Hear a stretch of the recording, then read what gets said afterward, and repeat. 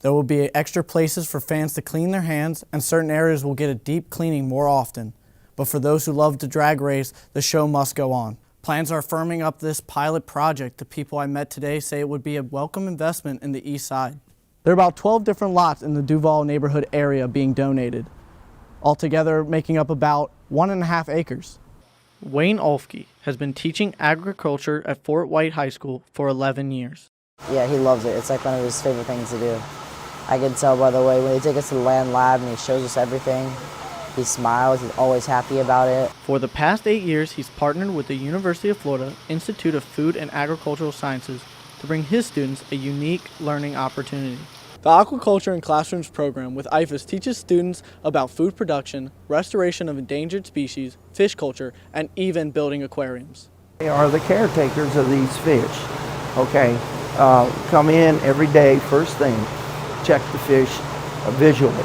Okay, visual will tell you a lot about the fish. You know, do they come to you? What are they doing?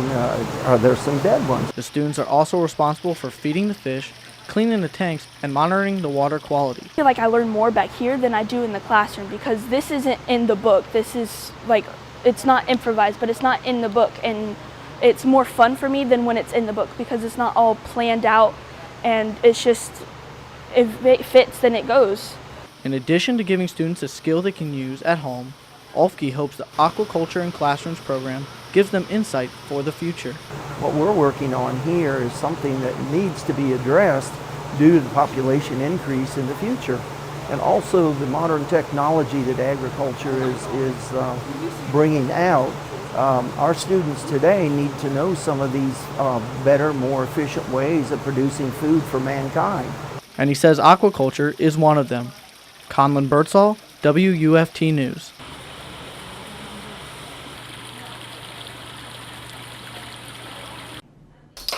All Cats Healthcare Clinic, just off 13th Street, has been in business for 27 years. Owner Patty Gordon has always discouraged pet owners from declawing, but 3 years ago, they started refusing to do the procedure.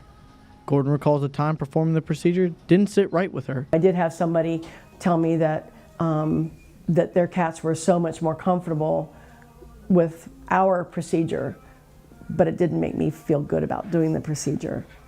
They gave me an ultimatum, and I felt pressured at that time and probably shouldn't have done it. Senate Bill 48 calls for a $1,000 fine per cat for any practitioner who removes a cat's claws. The procedure would only be allowed if done for a therapeutic purpose.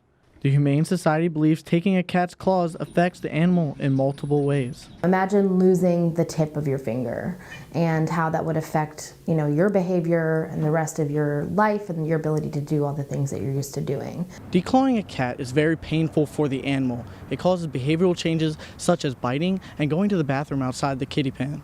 Gordon says declawing is not just taking the nail, it is taking an entire bone.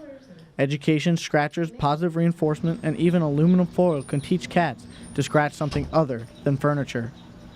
Gordon would much rather have her cats comfortable than nicer furniture. It's like when you have children, your children are going to ruin your house, so I'd rather have my children in a nice, safe play environment than a beautiful home. At 77, Harry Pincard continues to love racing. He personally raced at Gator Nationals 5 times and has attended the event the last 15 years.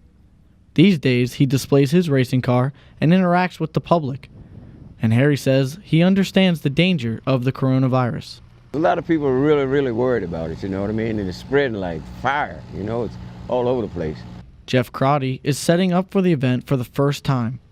Like Harry, Jeff is also not worried about the crowds. We're taking some steps to make sure that we sanitize properly and that we continue to do the things that we want to do in a safe way, in a safe environment. With over 100,000 people coming to Gator Nationals tomorrow, the NHRA is doing their part to keep everyone in attendance safe. VP of Track Operation Casey Kohler says they are focused on public areas at the raceway. This includes the food and beverage vendors, bleachers, and handrails. Cleaning of these areas will not just be a one-time occurrence. We've got deep cleaning going on both during the event as well as each night. Deep cleaning is done at all of their events locally and nationally, but now there are more hands doing the work and they are doing it more frequently. Jeff Cotty appreciates the extra work the NHRA has put in to try to keep the public safe. You don't want to be ignorant about it, and you want to be cautious. So the more caution, the better. As for Harry Pinkard, he wouldn't miss the races even if there were no special preparations. Even if they didn't, I would still come. Even if they didn't, I would still come.